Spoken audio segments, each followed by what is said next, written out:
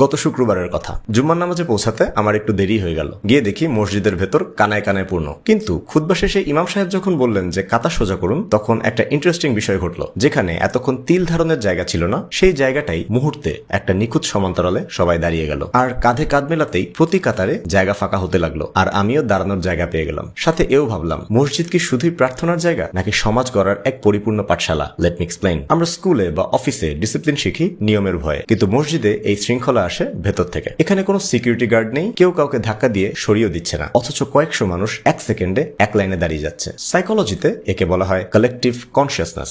মসজিদ আমাদের শেখায়, যখন উদ্দেশ্য এক থাকে তখন শৃঙ্খলা বজায় রাখতে অন্য কারোর প্রয়োজন হয় না। ইকুয়ালিটি বা সাম্যের মনস্তত্ত্ব। মসজিদের সব থেকে সুন্দর দৃশ্য কি জানেন? এখানে কোনো ভিআইপি কাতার নেই। একজন বড় ব্যবসায়ী আর তার পাশে দাঁড়িয়ে আছেন একজন সাধারণ দিনমজুর। আমাদের মস্তিষ্কে যে স্টেটাস এংজাইটি বা উঁচু নিচু ভেদাভেদ কাজ করে, মসজিদ প্রতিদিন 5 বার সেই ইগোকে ভেঙে চুরমার করে দেয়। কাঁধে কাঁধ মিলিয়ে দাঁড়ানো আমাদেরকে ইকুয়ালিটি প্র্যাকটিস করায়। The art of listening. আমরা এমন এক যুগে বাস করি যেখানে সবাই শুধু বলতে চায়, কেউ শুনতে চায় না। কিন্তু জুম্মার খুতবার সময় কথা বলা, এমনকি পাশের মানুষটিকে চুপ থাকতে বলাও নিষেধ। এটি আমাদের অ্যাক্টিভ লিসেনিং বা ধৈর্য ধরে শোনার ট্রেনিং দেয়। Time management. আমরা সবচেয়ে বেশি যে কথাটা বলি সেটা হলো সময় নেই, কিন্তু নামাজের ওয়াক্ত হলে সেই ব্যস্ত মানুষটাও উঠে যান, কারণ এটা নেগোশিয়েবল না। মসজিদ আমাদের শেখায়, প্রায়োরিটি ঠিক থাকলে সময় ঠিকই বের হয়। Everything can wait but not নামাজ। এই যে সময়ের প্রতি দায়বদ্ধতা, এটাই সফল ও বিফল জাতির মধ্যে পার্থক্য গড়ে দেয়। শেল্টার।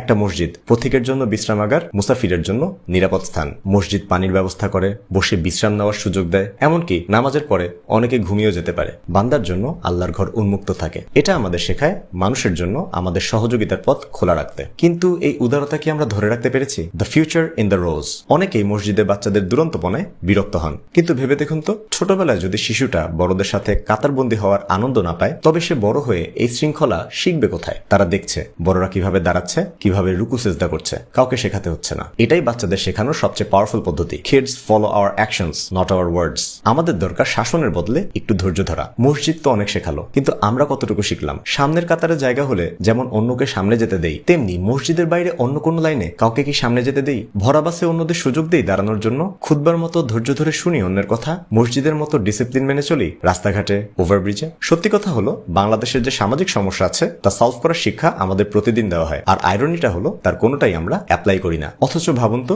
যে ডিসেন্সি আমরা মসজিদে মেনটেন করি, সেটা যদি সবাই বাইরে মেনটেন করতে পারতাম, কতই না বদলে যেত দেশটা। তাই আসুন, মসজিদ থেকে বের হতে না হতেই মসজিদের শিক্ষাগুলো আমরা যেন ভুলে না যাই।